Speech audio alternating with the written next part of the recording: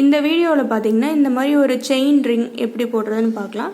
இது எதுக்கெல்லாம் யூஸ் ஆகும்னு பார்த்தீங்கன்னா, இந்த மாதிரி குட்டி குட்டி பூ பின்னும்போது இந்த ஃபர்ஸ்ட் இனிஷியலாக ஸ்டார்ட் பண்ணுறதுக்கு இந்த ரிங் போடுறோம் இல்லையா, இது வந்து உங்களுக்கு அந்த செயின் ரிங் யூஸ் பண்ணி போடலாம்.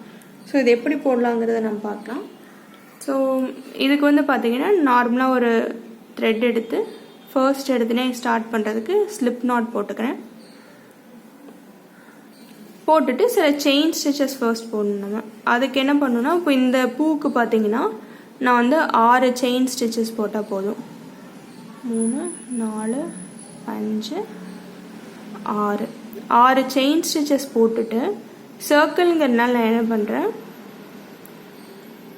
இந்த ஃபர்ஸ்ட் ஸ்டிச் இருக்கு இல்லையா,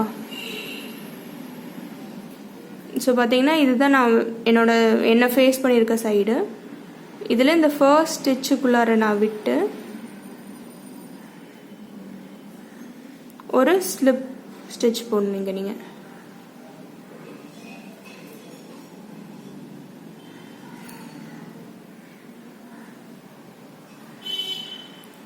ஸோ இப்போ பார்த்தீங்கன்னா உங்களுக்கு வந்து அந்த செயின் ரிங் உங்களுக்கு கிடச்சிருக்கு. 2-3 தடவை போட்டு பார்த்தா இது ஈஸியாக வந்துடும் உங்களுக்கு. தேங்க்யூ.